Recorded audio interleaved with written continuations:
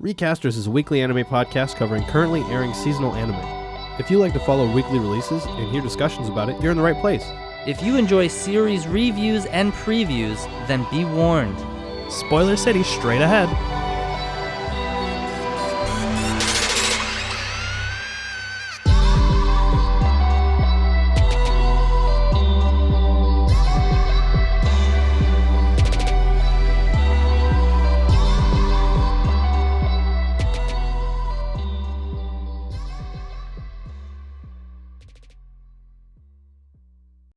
Hello, welcome back to Recasters, the only anime podcast where after Chip turned into my weapon, he can no longer talk on the podcast. My name is Chase Adam Robinson, and I'm joined here today by my co-host, Jesse Winter. Is this a JoJo reference? And Chip actually has just been my weapon for the last 4 months, which is why nobody's heard him talk. Every time I walk into this room, Adam tries to fight me. I don't know what's up with that. All right, welcome again to another week of Recasters, where we still don't know how to do intros.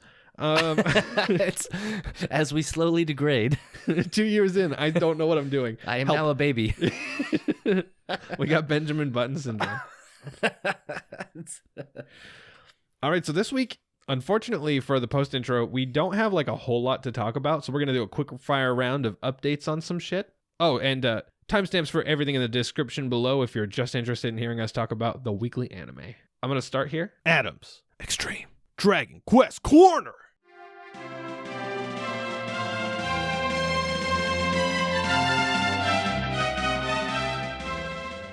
Played some more Dragon Quest VIII. How's that going? That game is very fun. It kind of has the...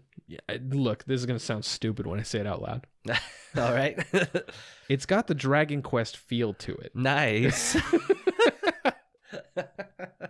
Like I said. Do you think Dragon Quest VIII was the original Dragon Quest reboot? Yeah, absolutely. Oh, okay. Nice. Because here's the thing. It was the first 3D game. Oh, gotcha. Even 7, which I'm playing the 3D version of it, was originally a PS1 game that still used the, 32-bit graphics. Oh, okay. It definitely felt like it was supposed to be like a jumping on point. But where I felt like 7 improved on 6, where, 6 had the thing where you go from town to town solving random bullshit to proceed with random bullshit. Yeah. None of it felt connected. In 7, they capitalized on that by making it an island system, so then the random bullshit that you do felt important to the town that you were in, as opposed to, it didn't need to impact the whole world because you're on a separate island. Yeah. And 8 kind of goes back to the whole world feel, and again, you're going from town to town helping people with their problems, but this time, the problems are always linked to this one dude. Oh. Which is the main antagonist. He's very goofy. He's definitely maybe a little bit inspired by Kefka from Final Fantasy VI. I know you're not a big Final Fantasy guy. Do you know Kefka? I don't know Kefka. Kefka's a very, very influential clown boss guy. Okay. And so this guy, his name is Dulmagus, and he's definitely got some Kefka feel where he's big eccentric clown man and also murders. Gotcha. The Japanese take on it. So you walk into a town and somebody will be like, Dulmagus killed my brother. And you're like, oh, well, okay. Well, he was just in the last town. How'd he get here so fast? There's one town where everything's going pretty normal. And you think Dulmagus is going to has fucked something up, and everything's just so normal. And you're like, what did he do here? And then he shows up and stabs somebody through the heart and leaves, and you're like, damn it. Incredible. He's like, I've absorbed your power and become more powerful, and he leaves. It's like, no. Oh, boy. So yeah, that's about all I have to say about Dragon Quest VIII right now, is that I really feel like it's kind of got that same vibe, but again, they're doing it well. 6 is a train wreck. Everything after that feels like they've just did 6, but better. Gotcha. All right, next, Jesse. It's a manga. You talked about it a little bit last week. How's Jagaaan going? Jagaaan. By the way, hang on. Yeah. In Japanese, it's Jagaaan also, instead of Jigan. Because we talked about last week. You're right, actually. And I think I was just totally wrong. Maybe I was thinking of something else, but you're right. In Japanese, it is Jagaaan, and the guy's name is Jagasaki. That's the main character's name. Okay. I might have actually cut that conversation out when I realized we were wrong. So if we leave this in, then people are just going to be like, what are you talking about? But Disclaimer. It's an irrelevant conversation. this may or may not be relevant to last week's conversation. Anyways. So, Jagaaan, man, actually, it went from Kaiju number 8 to like Chainsaw Man. Yo, Yeah. I'm in. It's kind of wild. It's really cool. Without Those are like two of my favorite things.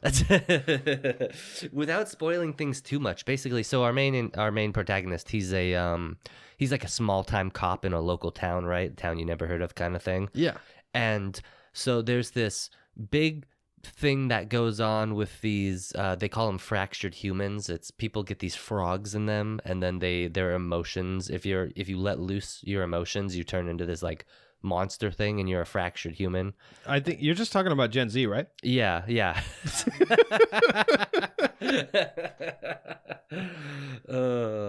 So this big event happens with a bunch of people who are fractured humans, and a special task force is created, and they show up and they're like, okay, you're a cop, so we're going to promote you to this special task force. You're my bitch, and you're going to do my bidding now. That sounds very Chainsaw Man. It really is. Not as much sexual tension, unless you're a Fujoshi, so there's that to look forward to. Jagaaan, very awesome, very cool. They keep it fresh, but they keep it the same. Hell yeah. Circling back a little bit to Kaiju number 8. Yeah. My younger brother, I always say little brother, and then people think I'm talking about a child. He is 23. So my younger brother, he messaged me the other day, and he just sent me a screenshot saying it was Kaiju number 8. There is no next chapter, meaning he read it all, and then a crying Patrick gif from SpongeBob. And like, I had no idea, because I've been trying to get him to read it for like a year. I was like, dude, you love Godzilla, you'll love Kaiju number 8. And then he was just like, yeah, I'll get to it eventually. And then he says nothing until he finishes it, and I was like, what the fuck? Incredible. Oh, that's awesome. Yeah, rad though. I'm glad I have a manga I can talk to him about every week now, Hell yeah, that's really cool. or every other week, or whatever. They don't always upload every week. At least it's not Hunter x Hunter. Dude, and I don't know if I ever addressed this, but like for a while we were talking about Chojin X a lot, right? Mm-hmm. They just randomly released chapters at different intervals. There was like, Yeah. they waited a month once, and then they waited 2 weeks, and then 1 week, and then 6 days, and then 12 days. And I was like, when does this come out? One time in one day, I saw like 3 chapters released. I was like, what the fuck is happening right now? Fucking wild. Thanks, Chojin X. All right, next on our quick fire, I watched a little bit more Ghost in the Shell. This time with Standalone Complex, which is the series. Yeah. I really, really love the touch comas. Did you ever watch Standalone Complex? I did, but I don't know. Remind me of that name. That was back in the day when I was like 10 and I watched the English dub. Okay, so I actually watched 2 episodes in Japanese and 1 episode in English. Okay. So I got to hear both. And the touch coma's voice is exactly the same in both. It was very impressive. Oh my God. Yeah. That's awesome. They are these AI robots that they're like blue, and they're quadrupedal. Like the spiral thing. Yeah. Okay. And they're fucking adorable. They're Dude, so I love cute. them so much. Yeah. That's what that must be what the dog from 86 is based off of, right? It could be. Maybe, I don't know. But they had this, like, the second episode was really, really good. I really liked that one. Mm-hmm. But that one, it starts out with the touch comas being all cute and stuff, and then somebody's going on a mission, and they're like, "Hey, I heard about something called a souvenir. Can you bring me something back?" They're like, "What? How'd you hear about that?" And they were like, "I just learned about it." And he's like, "Okay, well, I'll tell you a story when you get back." And they were like, "Yeah, this is the best." It's That's so adorable. cute. Yeah, and then the whole episode is about like a robot brain that got put in a tank and how they got to stop it, right? And like, Yeah. or there's lots of stuff about like advancing AI and what counts as dangerous. And it's like, well, when you have these AIs that you built learning about souvenirs and getting excited for stories, it's hard to justify shutting down these other ones, right? Like it's always Yeah. like, ooh, we're riding a fine line here. Very thin thread we're trailing. So yeah, that show's giving me lots of good feels, lots of bad feels, but in the good way. Yeah, for sure. I really like how it makes me think about their world, and like I feel like everybody in that world knows they're in a fucked up world. Yeah. So yeah, it's pretty good. Yeah. Great show. Everybody should watch it. All right, Jesse. Lastly, on our quickfire round, Bing, bing, bing, bing. this is a game you've been playing. There is. Let's not pretend we haven't talked about this for 3 weeks in a row now. Okay, well, Pokemon Pearl. Anyways, I started gaming. It continues to be great. It's exactly the Pokemon experience I was hoping for and thought it would be, but better. For the most part, I'm still like, they're tripping me out with the HMs, because in the previous 3 gens, you had to teach your Pokemon an HM, and then you had to have that Pokemon to do stuff. Yeah. And now a Bidoof does everything, including fly. I have a question. A Bidoof flies me between towns. Is this your Bidoof? No. Okay. I don't have a Bidoof. Well, actually, I do, but it's in my box. For the record, Yeah. that wasn't an original Gen 4 thing. Really? Yeah. They added that? Yeah. Oh, okay. Which makes a lot of sense because that's how they did it the last couple gens. Yeah. But now with a Bidoof, the Bidoof does everything? Yeah. Okay. Yeah, it was shocking because I think the first one you get is Rock Smash, and it was like Rock Smash, Bidoof, pew, and I was like, okay, sure, maybe the Bidoof is really strong. That's cool. Maybe he's like a power hitter or something, right? That's fine. And then like I learned Cut, and Bidoof is like slashing the tree, and I was like, what? And then my wife is ahead of me, and she got Surf, and I was like, let me see Surf, and it's whatever the next evolution of Bidoof is. B-Barrel. B-Barrel. Fun fact, B-Barrel can learn Surf. What the fuck? I think it's a water type. No, it's a normal type. The B-Barrel is a water normal type, I think. Oh, okay. I don't have a B-Barrel, so I wouldn't know. But okay, so did they add the whole system where you don't need to teach your Pokemon the HMs? Yeah, that was the thing that started in Sun and Moon. Okay. I am a little disappointed by that, but it is really funny seeing a Bidoof flash across my screen every time I use an HM. It's also really confusing because they'll be like, you have the ability to learn Fly once you get the HM. And I'm like, cool. And then I walk outside and I can use Fly. And I'm like, so I got the HM or what? It's just like I'm stuck on this Bidoof part. Because in Sun and Moon, when they first introduced it, it was like, oh, they replaced the bike with a Tauros. You ride on a Tauros instead. Okay. You fly on a Charizard. So it was like different stuff for each thing. I think it was a Charizard, by the way. That could maybe I'm thinking of Sword and Shield. That was a Charizard, but Gotcha. it was a different Pokemon for each thing you did. Yeah. So having to be a Bidoof is like, wait. Well, let me throw some fun facts out for you. The bike is still a bike. It's only HMs that the Bidoof comes out for. And there was a day 1 patch for this game. And I didn't have the day 1 patch because I didn't realize I wasn't connected to the internet. So I played the game pre-day 1 patch, and I got pretty far. I at least beat like the first 2 gyms, I think, before I downloaded the day 1 patch. And before I downloaded the day 1 patch, there was never a Bidoof.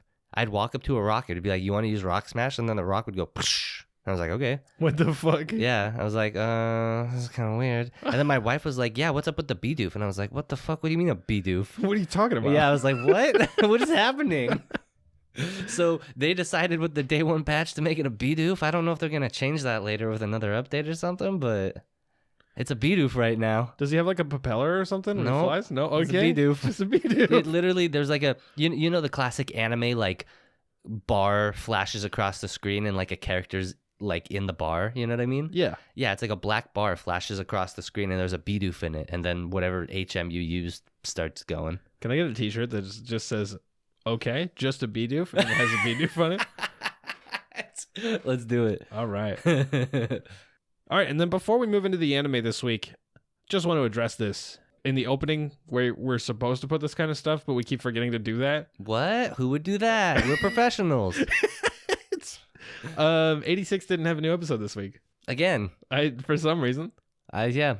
I don't know, dude. It's a off and on sort of relationship we got with 86. But Demon Slayer did, so we're excited to see that the new Demon Slayer finally started.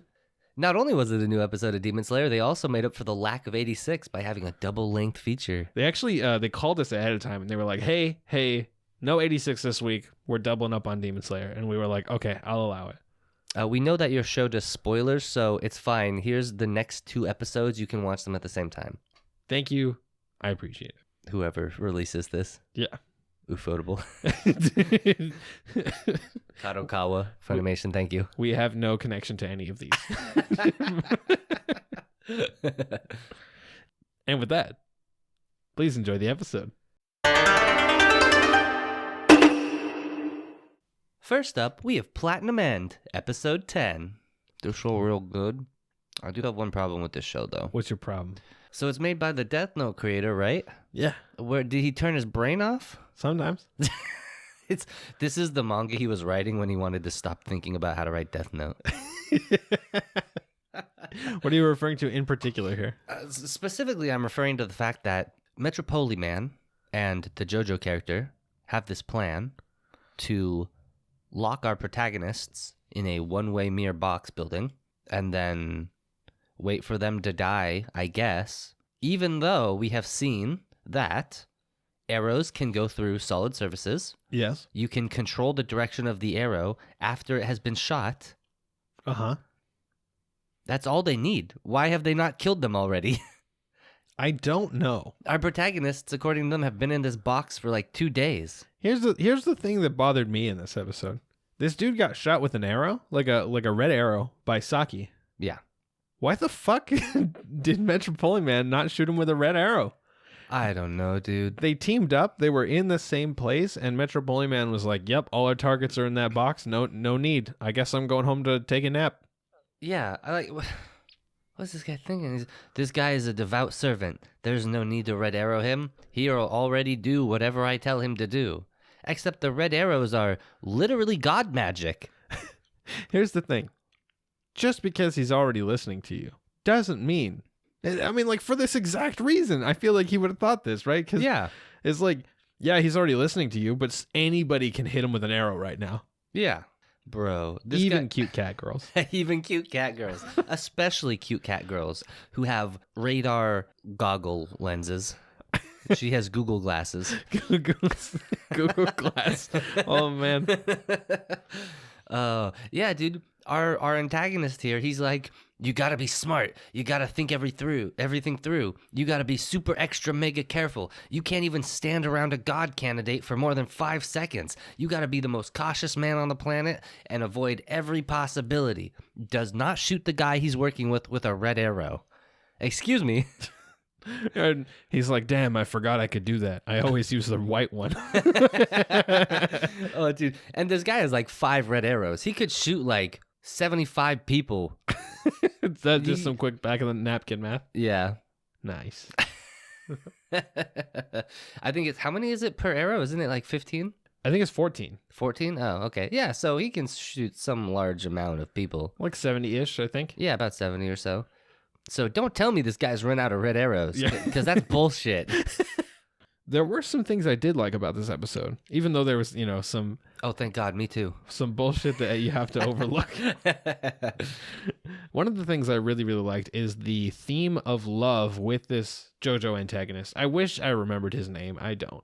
I don't care what his name is.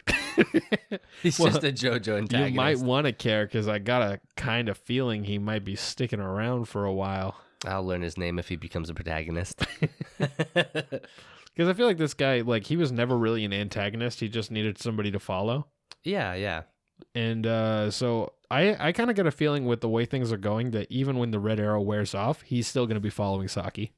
Yeah, I agree. I would agree with that, They talk about how the red arrow influences them for the 33 days, but if their personality actually changes, they could come out of the red arrow different.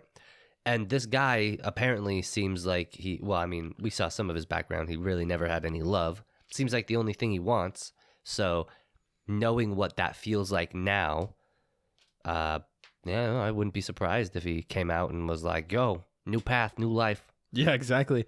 And I really like the way they showed off love throughout the episode with this character. Like, we get pangs of him wishing he had love or wishing to understand what it even is, right? Yeah. Followed by him getting red arrowed and finally understanding.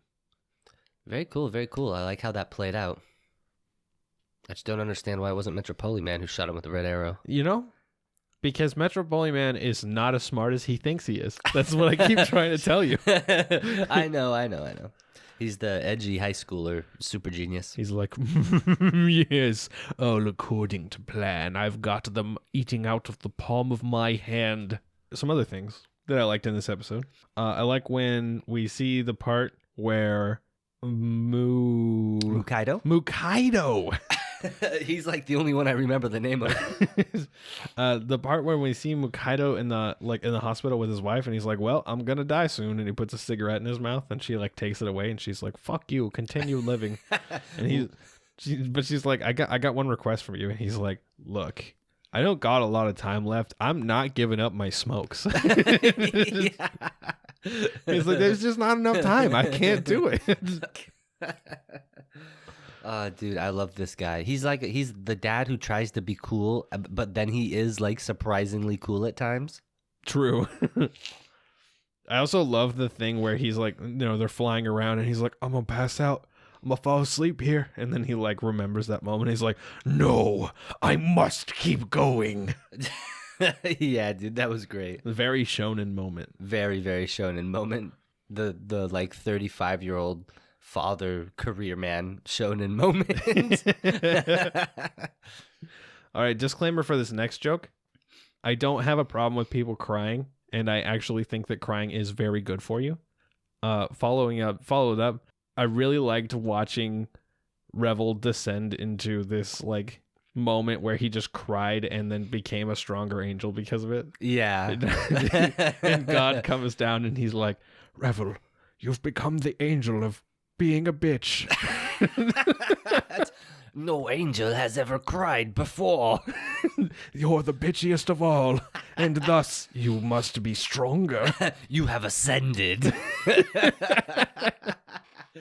Oh, dude, like I get the sentiment, but it's so ridiculous. I know, it's pretty funny. I also like that, unlike everybody else, then angels' tears don't adhere to gravity, so they just go fucking everywhere. Dude, that was so cool looking. It was really cool looking, and also sounds very inconvenient. Yeah.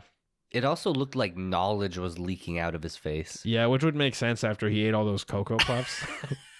It's too much, man. Yeah. But yeah, anyways, it was a really cool scene actually, though, and I really like the idea of like, he's the one who understands human emotions the best, because even what's our angel's name? You don't remember? Fuck if I know. Fuck.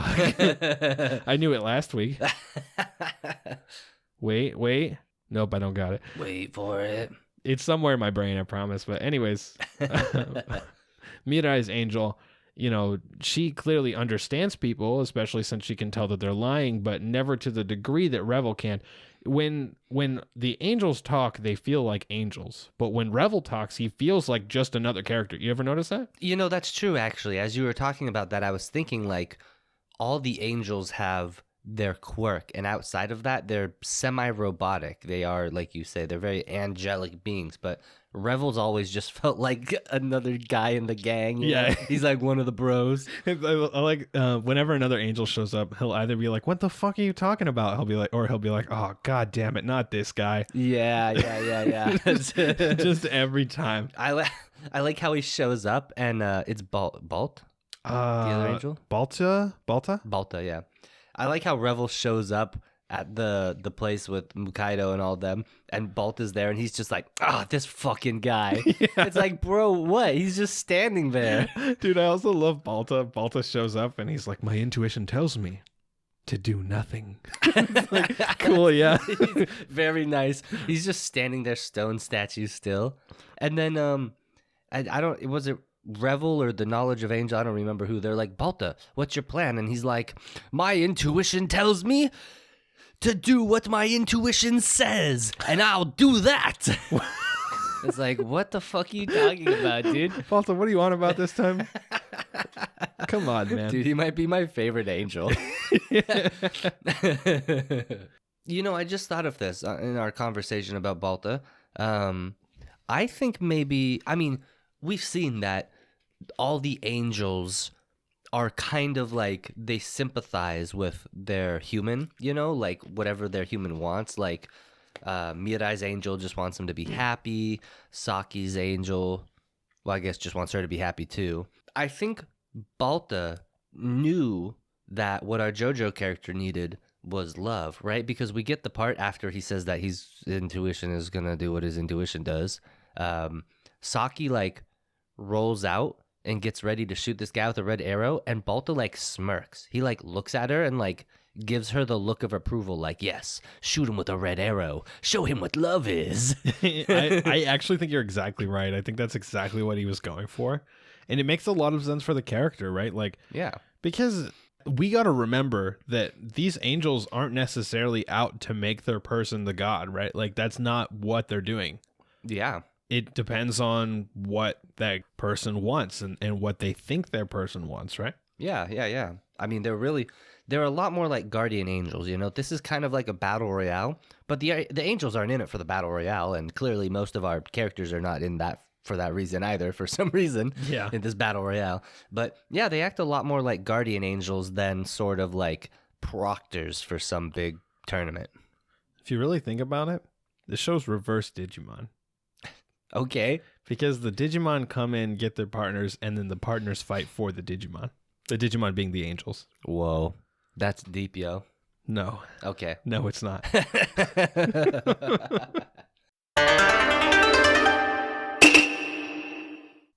Next up, we have Demon Slayer Season 3, Episode 1. Probably. At least that's what Crunchyroll says, or someone. Yeah, we're not really sure if this is supposed to be Season 2, Episode 8, or Season 3, Episode 1. I'm getting mixed results wherever I look.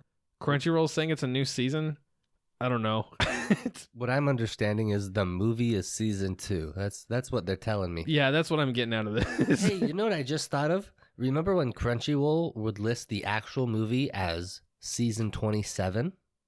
Yeah. Season 2, Episode 7? I think you're thinking too hard about it. I don't think What did they mean by this? Jesse, please. Why is the door blue? Okay, so we were blessed with a double-length episode, which we said earlier, but if you don't listen to the intro, here we are. What? If they why would you not listen to the intro? Come on. we give them timestamps for a reason. True. But also, if you're not listening to the intro, are you even really listening to the podcast? Think about that one. And make some pancakes. Anyways. Okay, so we start out by recapping some of the shit that happened the last episode. Yeah. Maybe I think it actually makes sense in this case. For us, the only people on the planet who watched it week to week when the movie already happened.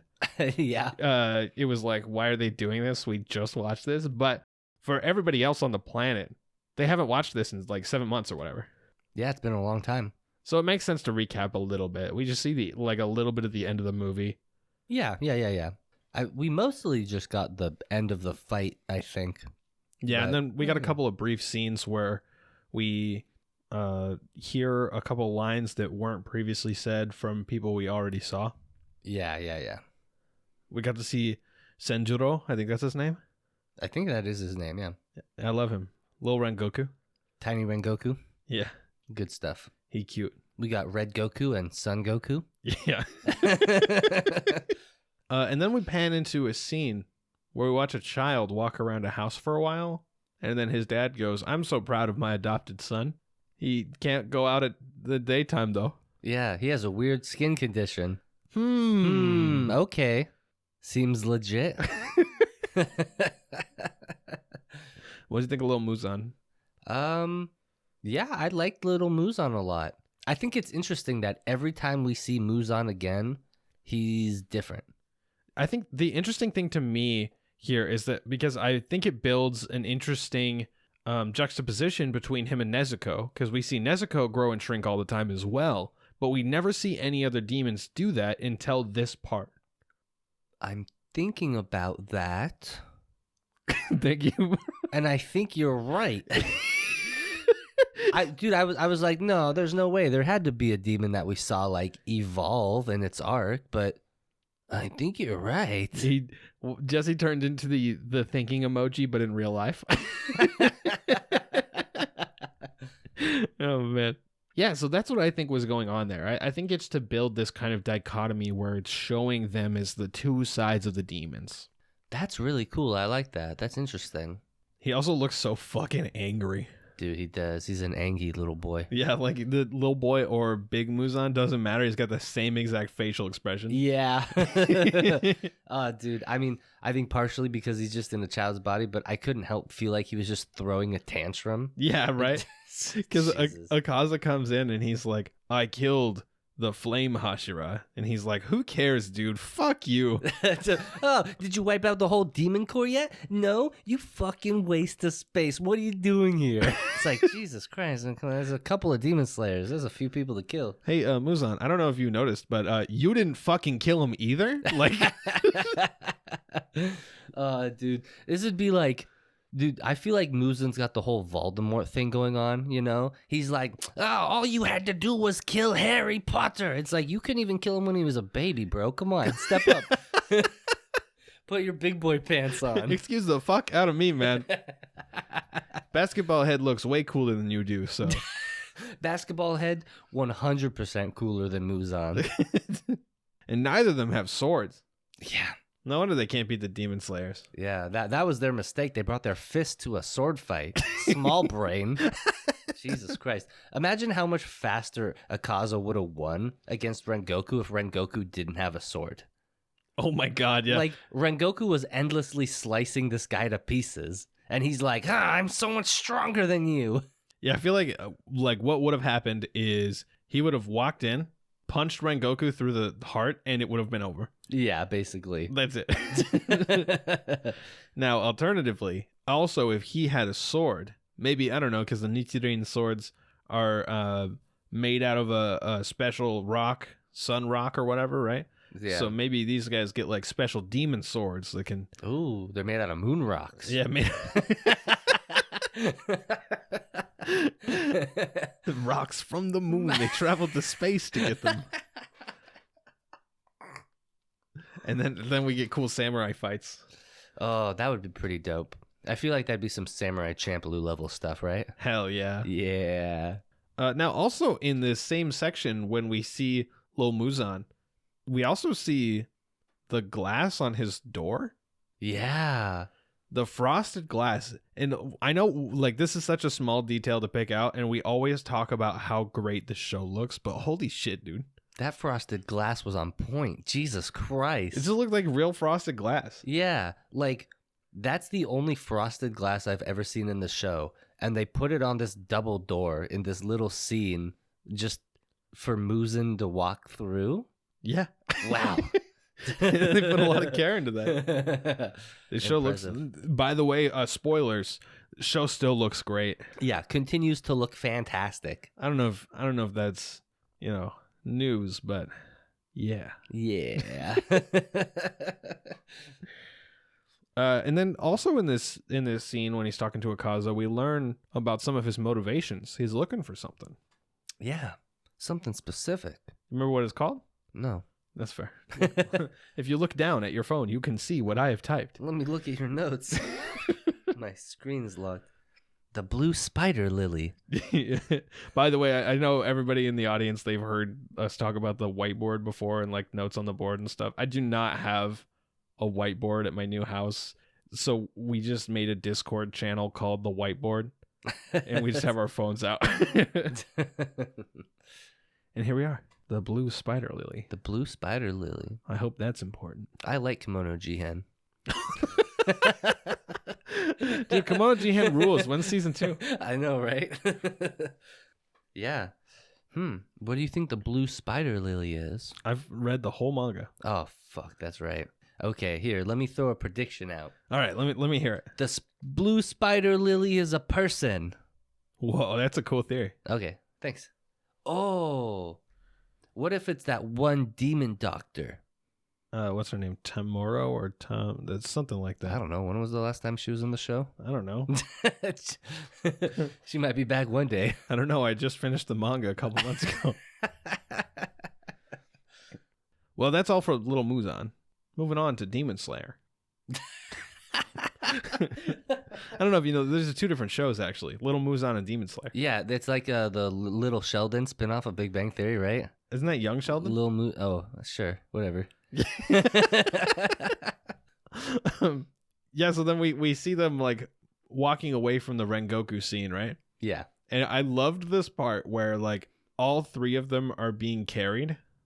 Zenitsu had been knocked unconscious, Tanjiro had been beaten half to death, but Inosuke was just sad. And yeah.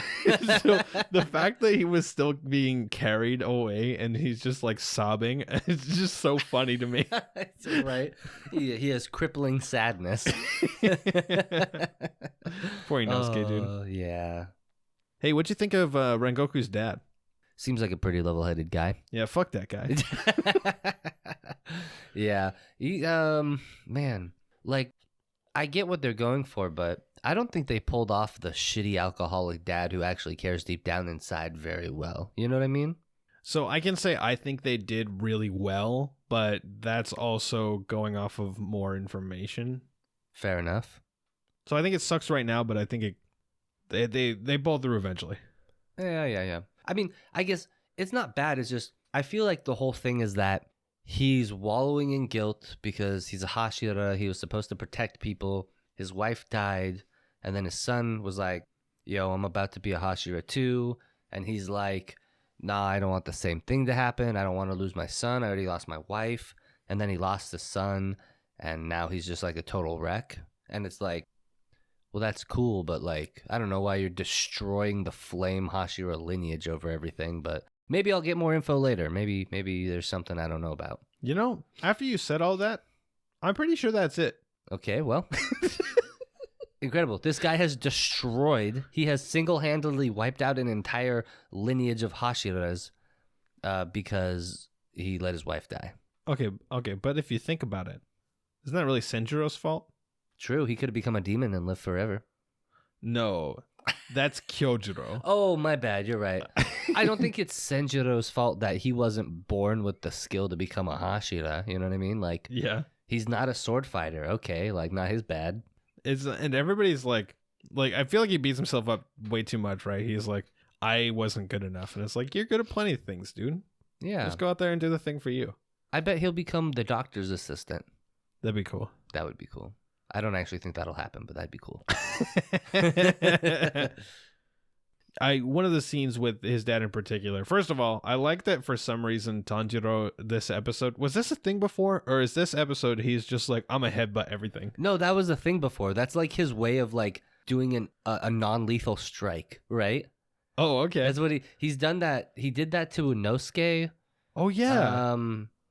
Dude, I know he's done it to some other people. I don't remember exactly who, but like. But I feel like this episode really emphasized it and normalized it. They're like, yeah, Tanjiro, he headbutts people. Yeah, that's his thing. he headbutt Rengoku. He tried to headbutt Uzui. And at one point, he says to Senjiro, anybody talk shit to you? I'll fucking headbutt them. Dude, I love Senjiro's reaction. Oh, he's like, yeah, probably don't. Yeah, he's got like this like look of like disgusted defeat on his face. He's like, probably don't do that. Tanjiro's like, what the fuck, man? Is that the part where they like left it on Tanjiro's face for just way too long? Yeah, it just sat there on Tanjiro's defeated face, and then it just went to a whole new scene. Yeah, that had me dying. Dude, that was so good. It's like 10 straight seconds of silence. Yeah. And then I feel like we got the really, really good scene that maybe you didn't care about based on what you said before, but the scene when Senjiro, first of all, he finally like when his dad's like, shut up, I don't want to hear whatever you're going to say, go away. And at first he's like, okay, I'll do what you say, father. And then he stops and then he just says it anyway. And I feel like that was like a really important moment for Senjiro in particular. And then the thing he says is, all Kyojiro said was to take care of yourself. And that's when like the dad just fucking loses it, right? He just starts crying. Yeah. And I think that was cool, and I think that's important. I think it's good to see that. I just at this point I'm like, who cares? Yeah, you're fuck sad. you. Who cares? Yeah. Jesus Christ. That's on you, man. Fuck you. Yeah, bro. You're your wife died. That's a tragic backstory. Everything that's happened since then, fuck you. That's your fault, dude. You're the one who made these decisions. You're right. So actually, yeah, I think his story's done really well, and I think you're supposed to think that. Maybe. Sure. Yeah. I mean, it's got me emotional. It's got me thinking about things, so. Yeah, dude. Yeah, man. And then the ninja shows up. I fucking love this guy. Dude, Uzui, I love him. He's like, man, he reminds me of somebody from another show, another big shonen, right? Do you know who it is? No. Oh, he reminds me of Polnareff. Really? Yeah, dude. He's tall. He's super ripped. He's got the white hair. He's like, you gotta be flashy. You gotta look good. I love that his nails are painted. Yeah, me too, dude. Small details. That was like in the manga. I could see that his nails were painted, but I didn't know what color they were because it's a manga. Apparently, they went with green, black, and orange, like a lime green. Yeah, I just assumed they were all black in the manga. That's fair. He is a ninja, right? Common misconception: actual ninjas wore navy blue. True. This guy's wild. He's a trip. Yeah, I love like his whole flashy thing, right? It reminds me because Buggy the Clown does the same thing, right? Yeah. In One Piece, he comes in and he's like, "We got to do it flashy, blow them up." This guy, he comes in and like, first of all, what an idiot! He's just like, "I'm gonna kidnap these 2 girls to come with me for the Demon Slayer Corps." I mean, to be fair, he's a Hashira. Yeah, but one of the girls wasn't part of the Demon Slayer Corps. To be fair, this guy seems like an idiot.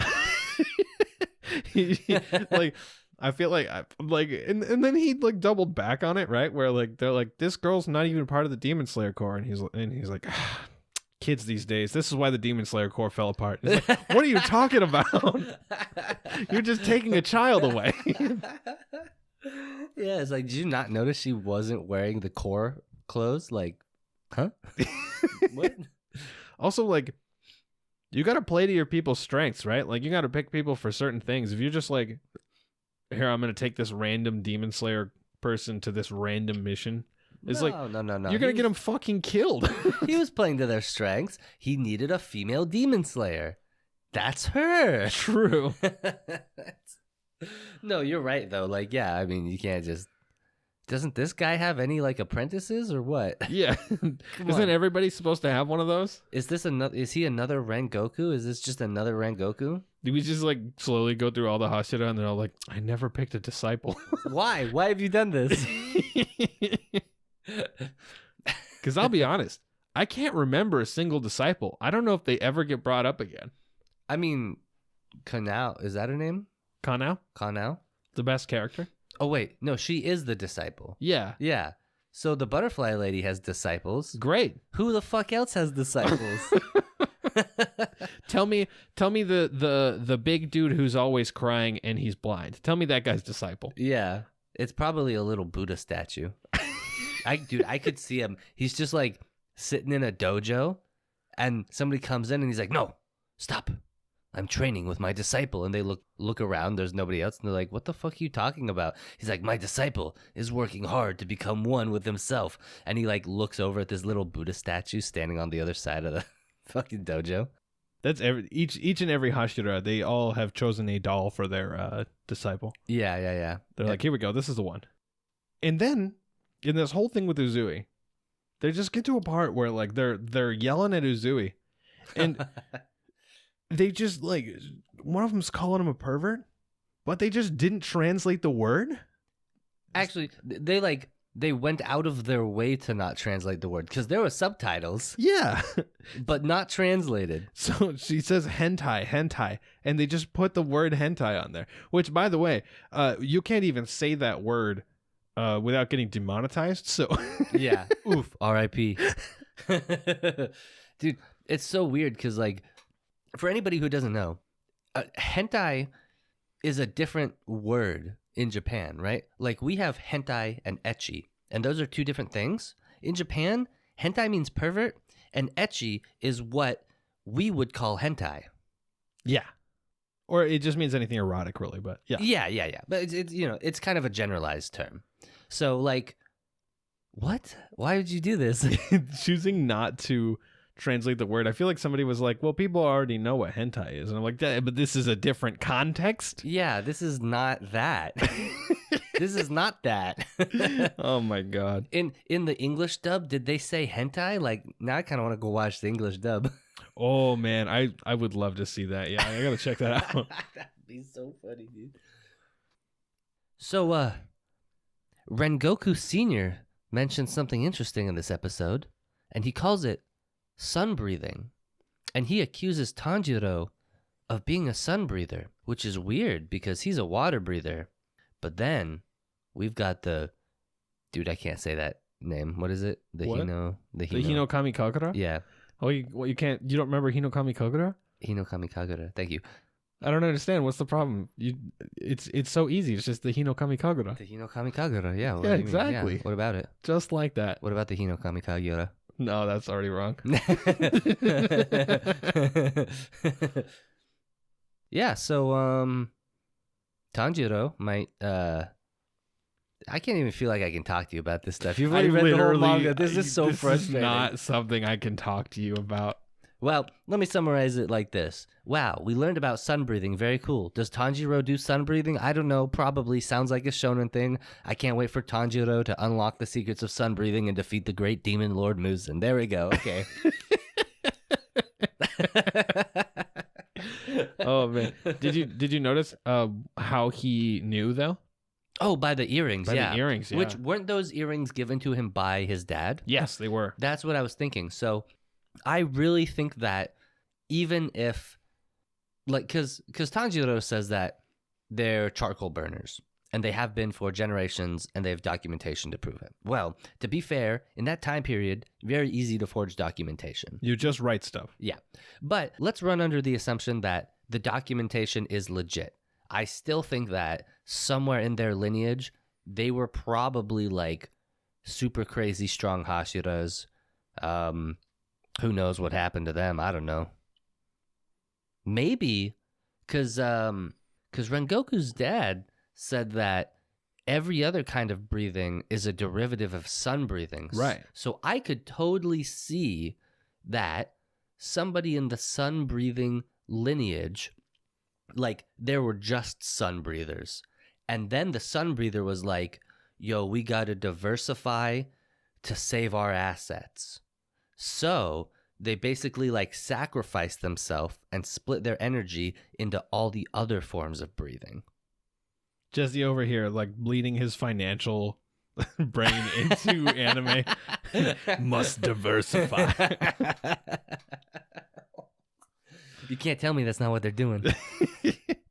He's diversifying his breathing assets. Dude, I just like the idea that Rengoku was like, no, I'm the flame Hashira. You're thinking of fire. And then he shows up this other place and he's like, fire? No, you're thinking of sun, bro. If I was Tanjiro, I'd be like, I'm not thinking of anything. I just want to know what this is. Oh.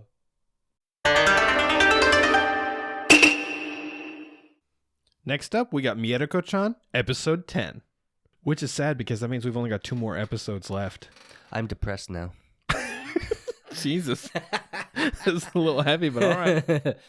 Dude, this show has been so good. Like, I did not expect this show to become so heavy. You know what I mean? I love every show we're watching this season, more or less.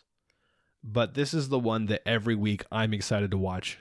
Yeah, for a little bit, it was probably at the bottom of my list, the first few episodes, because I was like, okay, it's the same thing. We see a spooky ghost. Miko tries not to look at it. Hana does something funny that gets Miko out of it.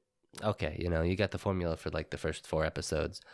But then shit started to go crazy. Like it just skyrocketed, and it just has kept going. It's just blasting off into space. Dude, we're just at 100. It's just, this show is at 100 and it will not stop. The thing in this episode is we learned that it's a damn good thing that Miko hasn't let these monsters know that she can see them, because the one time she made it known that she could see it, it fucking went at her. Yeah, it sure did. It sure did. Actually, the second time, because the first time was that barrel lady in the underground passageway. Yeah, but did it know that she could see? Yeah. Okay. That's right. Yeah, I think you are right. But it had to figure it out. Yeah, it did. That one took a lot. That one wasn't so blatant. This one was like, she thought the ghost was a kid and just straight waved at the kid and was like, see you later. And then it was like, fucking got him. You've activated my trap You card. activated my trap card. I'm going to send you to the Shadow Realm. Oh, dude.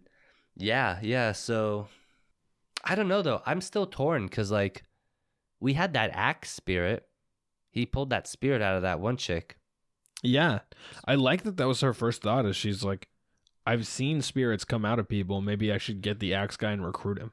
Yeah. That'd be pretty cool. Yeah, but like, how the fuck would she do that? I don't know, dude. Talk to him. We haven't seen her little brother in a couple episodes. I wonder if he's going to show up sometime soon. Oh, yeah, we haven't, have we? Yeah. I wonder how big a role he plays in this show. I mean, I have no idea, yeah. he had like a little arc and it was really cool and kind of cute, and like now he's gone again. He's one of like 5 named characters, so... Yeah, so... Well, if he does come back, it probably won't be till the end of this Tono arc. I assume Tono is Zen? Yeah, Zen Tono. Okay, yeah. I can't remember all of his names for some reason. That's fair. I just remember the Tono because we get that scene with his neighbor who walks up and his nameplate's on the door, so... Oh, gotcha, cool. Yeah, I like that scene a lot because like they do a really good job of making it fucking terrifying. They really do. Like both terrifying and awkward. There was 2 times in this episode that I was frightened. And one is with him in that scene, and one is with the ghost child when it changes from being a regular kid to a ghost. Oh, yeah, dude. Man, something about that. I don't know if it's because we haven't really seen anything like that necessarily, but something about watching that kid transform into a ghost just like gave me the fucking chills. It felt very Junji Ito to me. Yeah, it definitely did. Just like, I don't know, like a kid unraveling its arms longer and getting a creepy face, right? Yeah, dude. Ugh. That's like a page turn on a Junji Ito manga. And I thought at first too, because the balloon was the first thing, and it started like warping and being weird. I thought this kid was like holding a cursed balloon, and so to see the kid be the spirit, I don't know, it caught me off guard. Yeah, absolutely. It's freaking weird. But to go back to Zen, I think the cool thing about this episode is that like he's one of the most terrifying things in this show, and he's human. Yeah. What's scarier than yourself? Really? Am I right? You know what I mean? That guy. Yeah. A lot of things, including him. Yeah, I think it's a really interesting dynamic. You know, and it's clear now that he kills cats. Yes. Now, this is something that I predicted as soon as we saw him, right? Yeah. And that's been my assumption the whole time. I don't know. I hate saying that. You know, I got this weird thing in shows, like, I don't know, maybe I'm desensitized from watching a lot of anime, right? But it's like you watch an anime and like dudes are fighting and some guy like kills 30 people in a room or something, and you're like, yo, big shonen fight. But then some guy walks up and he's like, I've killed a cat and I just want to fucking strangle this guy. You're like, what the fuck is wrong with you? But he doesn't seem to be after people necessarily, just maybe like helpless animals, which, you know, they do say is one of the early signs of like a serial killer or something. So here's the thing, though. We know he has lots of cat ghosts around him, and Yulia specifically pointed out that there's been more lately, right? Mm-hmm. But we also know of one like human spirit that's been around him lately. That's true. And I had an idea about that. I wonder, is that the spirit of his mom? Of his mom? Yeah. Because she hangs around him. She goes inside of him. And she's always telling people, don't look at him. Don't look at him. Don't look at him. You know, and I was thinking, you know, a lot of Japanese parents, they want to protect their child's image because it's their image too, right? So they'll like, if their kid does something wrong, they'll be like, well, it couldn't have been my kid. It was probably your kid who did something wrong. You think it's like the Yoshikage Kira thing? Yeah, exactly. They're like, hey, fuck you. My kid's great. Stop looking at him. He's not killing a cat. Go somewhere else. So what if he's a serial killer? Yeah. He's still my son. Yeah, get over it. And I absolutely love the scene when she's talking to him. And I can't remember what happens, but it just stays on his face for like actually 10 seconds. Yeah. That was when he wanted her to read the passage, right? No, it was with the neighbor. With a neighbor, yeah. Yeah. She was like, "Oh, it's been kind of weird with all these crows and stuff, huh?" And then they just stand there, and then the crows squawk, and then the crows fly, and she's like, "Oh, the fucking crows, what the hell?" And then she turns around, and he's still just standing there staring at her. Oh my god. It's like, dude. what the fuck, dude? He's like, yeah, okay, so leave. Anyways. He's such a weird guy too, though, right? Like, she gave him some food, and he walked in and immediately dumped it out. Yeah, what was that all about? Maybe he doesn't eat. Oh, yeah. He's a robot. AI gone wrong. It's Ghost in the Shell again. It all leads back to Ghost in the Shell. Man, back to Yulia. I Always love go back to Yulia. Yulia, yeah. Always. I love the part when she sees Miko and Hana like hobbling down the hallway. So she comes to the nurse's office to check on her, but she has such a hard time saying that's my friend. Yeah, dude, that was so precious. She's like, wait, I have a friend. I love Yulia so much. I just love everything she says is so funny. Like we get the part right where she thinks Miko's mad at her for some reason, and Miko's like, "Hey, can I talk to you for a second?" She's like, "Fuck no, I'm out of here." She has a flashback to getting choked out. She's like, "No, I'm not gonna let that happen. Sorry." See you later. Yeah, I really like the dynamic that the three of them have going on. You know, It's really good. And sometimes I'm like, man, I wish that they would just like have a conversation about all of this and get stuff out there. But I feel like the fact that they haven't is what's driving everything forward. yeah, I agree. Because in shows like this, the moment her and Miko actually talk about the powers and then eventually get Hana involved, it's gonna be different. Things are gonna go different. The way the story moves is gonna move differently. And I think that is going to happen eventually. And I think that is important for driving the plot forward. But I think it's going to be more in the end game. I agree with that. Yeah, definitely, for sure. And it also feels a little better than, there's I feel like there's more plot reasons than the fireworks going off right when the guy's trying to confess. You know what I mean? Like, Yeah. it's less convenient than that. There's like actual reasons that these things can't be said. Most of them are the fact that Miko can't let these big name spirits know she can see them. Yeah.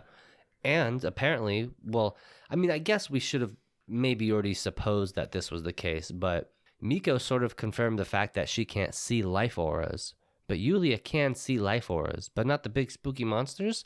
So they both have their own sort of powers, They both have the sight, as Yulia puts it. Have you ever watched any of Hunter x Hunter? No.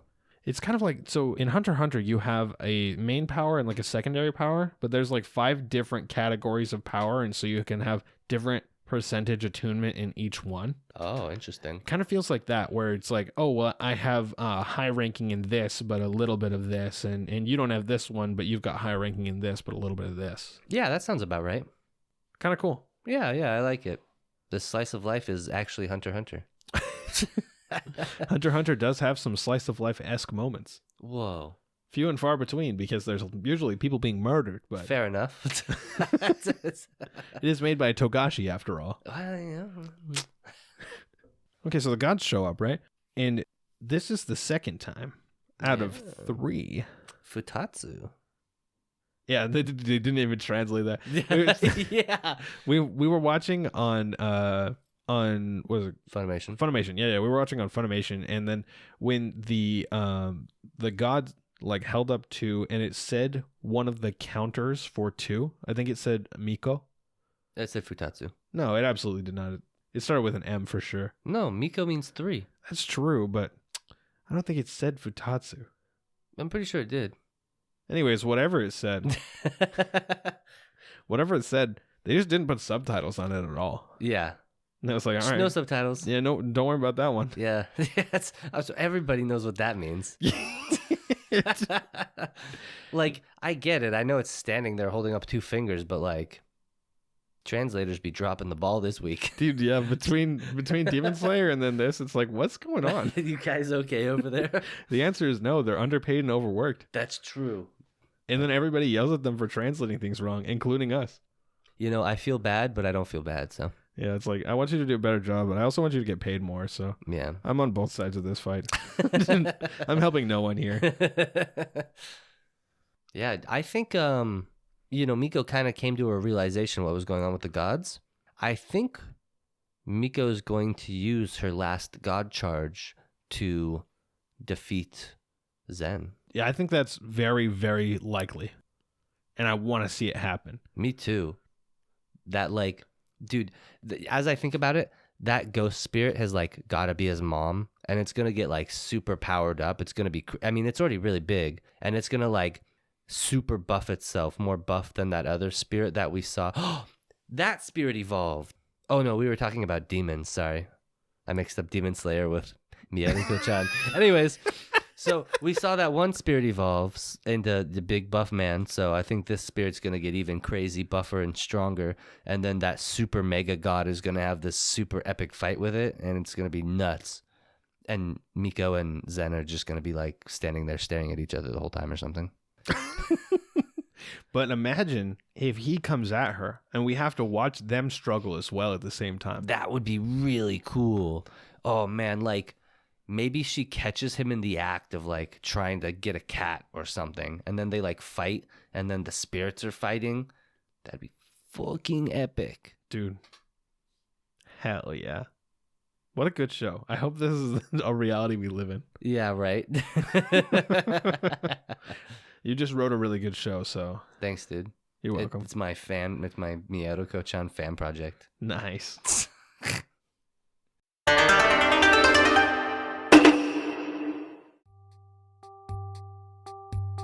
Thanks for joining us for this episode of Recasters Anime Podcast. We hope you had as much fun as we did.